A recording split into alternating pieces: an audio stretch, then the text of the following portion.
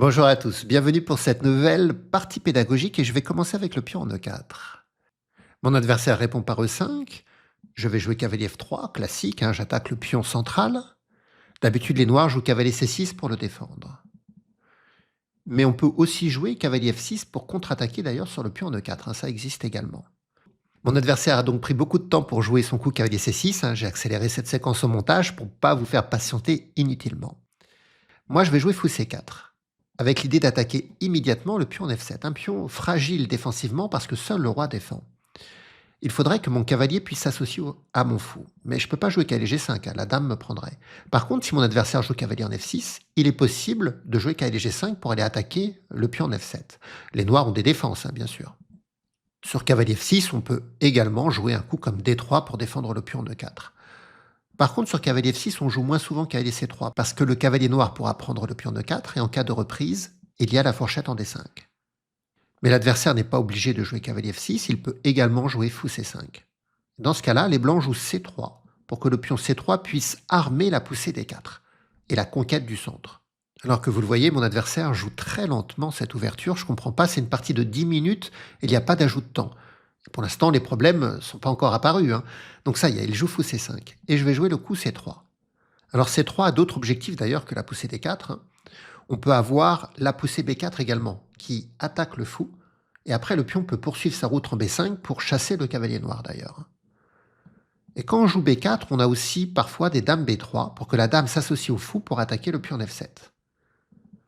Donc ce coup en C3, qui peut paraître étrange pour certains débutants parce que ça prive le cavalier de la case C3, est en réalité un coup très intéressant pour prendre l'espace par la poussée D4 ou B4 puis B5.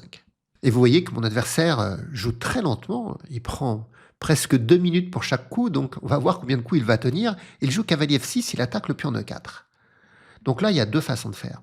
Soit je joue D3 pour défendre le pion E4, et je diffère la poussée D4 pour plus tard, soit je joue quand même D4 immédiatement. Et c'est ce que je vais faire, je joue D4.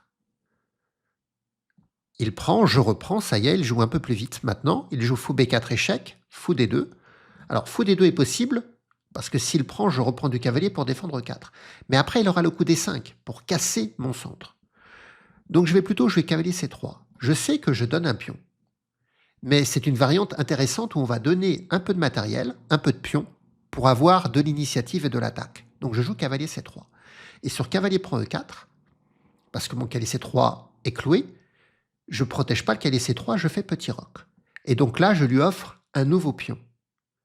Mais attention, parce que j'aurai peut-être 2 pions de moins, mais j'aurai pas mal de possibilités. Ça y est, il vient de faire fou prend. D'habitude, les joueurs font plutôt cavalier prend, pion prend et fou prend après, ce qui est mauvais, je pourrais vous montrer à l'analyse. Là, il sait, il fait fou prend. Et si je reprends du pion, il va jouer D5. Donc je connais également la variante, il faut jouer D5 d'abord. J'attaque le cavalier et le fou, je peux le récupérer par la suite. Il revient en E7. Donc maintenant, il faut récupérer le matériel. Je ne peux pas jouer D6 parce qu'il ferait cavalier prend D6 en attaquant mon fou. Donc je vais simplement prendre son fou. Il peut reprendre et avoir 2 pions de plus, mais son cavalier aura des difficultés pour retourner dans son camp. Par exemple, si je joue un coup comme dame C2, son cavalier n'a plus de case si vous regardez. Donc normalement, logiquement, il va plutôt faire un coup comme petit roc. Et donc s'il fait petit roc, j'ai un pion de moins. J'en ai pas deux, puisqu'il n'a pas pris le pion C3. Mais j'ai une position plus libre avec des possibilités d'attaque sur son petit roc. Il prend en C3. Donc là, il est gourmand, parce qu'après dame C2, j'ai pas vu de case de repli. Peut-être veut-il jouer B5 pour contre-attaquer sur mon fou. Et si mon fou recule, le cavalier à la case A4. Du coup, je m'intéresse plutôt à dame D4. Parce que sur B5, je peux aller prendre le pion G7 en attaquant la tour. Et sur tour G8, je reviens prendre le cavalier. Certes, il prend le fou, mais j'ai récupéré un pion important, le pion G7, qui privera le roi de tout abri. Donc ce coup dame D4 m'intéresse. Après, il peut jouer cavalier A4, mais dame prend G7 toujours. Allez, je vais jouer dame D4. Donc j'attaque le pion G7 et j'attaque le cavalier. Vous voyez, j'ai peut-être 2 pions de moins, mais la position est ouverte. Et l'ouverture de la position favorise le jeu de pièces. Et comme j'ai un jeu de pièces mieux développé, ça me permet de récupérer du matériel. Je profite du fait que son roi n'a pas encore roqué et que son cavalier est très exposé ici. On regardera à l'analyse les meilleures défenses pour les noirs et comment les blancs peuvent encore nourrir leur attaque. Donc voilà, il joue cavalier A4 pour ne pas perdre la pièce, mais je vais aller prendre le pion G7 maintenant. S'il n'y avait pas mon fou, je pourrais prendre son cavalier aussi. Donc si le pion D5 n'était pas là, je pourrais faire fou prend F7 échec et prendre son cavalier. On peut s'intéresser à des coups comme D6 d'ailleurs. Et sur pion prend, fou prend F7 échec, roi prend, et prendre son cavalier. Ou peut-être continuer l'attaque. Sur D6, pion prend, fou prend F7 échec, roi prend, cavalier G5 échec. C'est très intéressant aussi. Du coup, je ne sais même pas quel est le mieux ici. Est-ce que je fais cette séquence ou est-ce que je vais m'emparer du pion G7 ? Il est peut-être préférable d'ailleurs de s'emparer du pion G7 après avoir joué D6. Parce que sur D6, pion prend, dame prend G7, il ne pourra pas jouer tour G8 parce que je pourrais prendre le pion en F7 et faire mat, du fou ou de la dame d'ailleurs. Mais après la poussée D6, il a le coup cavalier F5, qui attaque ma dame et défend G7. Mais dans ce cas-là, dame E5 échec. Et son cavalier est perdu. Donc je vais envoyer le pion D6 avant. Mais si j'envoie le pion D6 avant, il peut faire petit roc. Je prends son cavalier, il reprend. Et finalement, j'ai gagné la pièce, mais j'ai perdu beaucoup de pions. Je crois que j'ai perdu 3 pions. Donc peut-être quand même que dame prend G7 est meilleur. Ouais, je vais faire dame prend G7. Donc là, il va à mon avis jouer tour G8 pour contre-attaquer sur ma dame, le cavalier protège. Et je vais prendre le pion en H7 pour garder un œil sur le pion en F7 et sur la tour. Et chercher bien sûr à jouer D6 après, pour libérer le fou.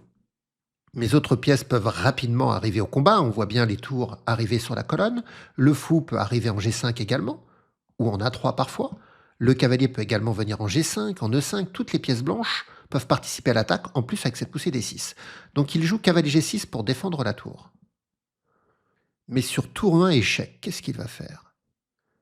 Ah, il abandonne, parce que sur tour 1 échec, c'est terminé. S'il met la dame, il va perdre la dame, et s'il met le cavalier en E7, on pourra prendre la tour et faire mat d'ailleurs, parce que le cavalier sera cloué sur la colonne.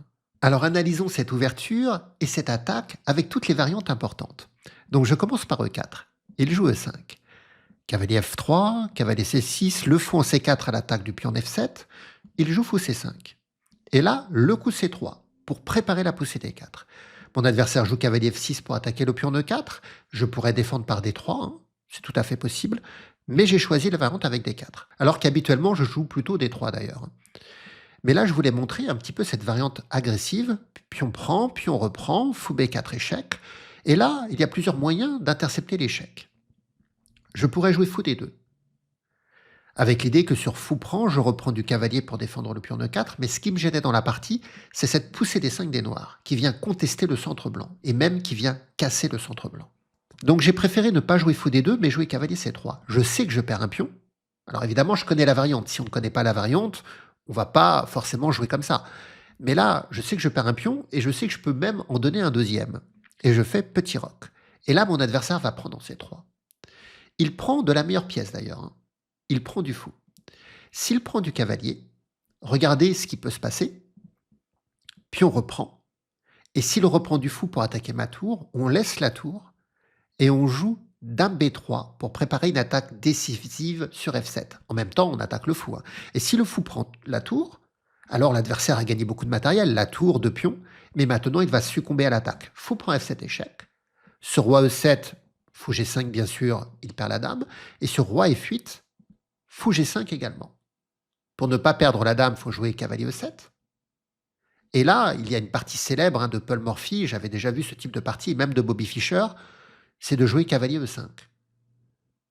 L'idée maintenant, c'est de bouger le fou et d'aller mater en F7. Mais ce coup cavalier E5 libère également la case en F3. Par exemple, sur fou prend D4, eh bien on joue fou G6, et l'adversaire n'a pas vraiment de moyen d'éviter le mat par dame F7, et même dame F3 va être très fort. Et si l'adversaire laisse le fou en A1 et joue D6, on a toujours ce coup fou G6, menace le mat en F7. Et sur D5 qui vient bloquer la dame, on passe par F3. Si mon adversaire interpose avec le cavalier, il va perdre sa dame.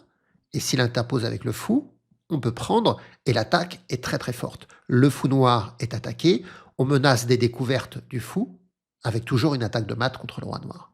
Donc vous voyez, ça c'est une variante à connaître. Sur l'échec, on joue cavalier C3, on laisse le pion de 4 et on fait petit roc. Et on laisse le cavalier en C3. Alors mon adversaire reprend de la meilleure des façons. Il ne reprend pas du cavalier, il reprend du fou. Et là, si je me mets à reprendre tout de suite, mon adversaire peut interposer le coup D5. C'est pourquoi le meilleur coup pour les blancs, c'est de jouer D5. Et là, les noirs ont leurs 2 pièces d'attaquer, donc on va pouvoir récupérer la pièce. Et le meilleur coup des noirs, que mon adversaire a loupé, jusqu'à présent, il a joué tous les coups théoriques, donc il n'a pas si mal joué. Mais là, il va jouer cavalier E7.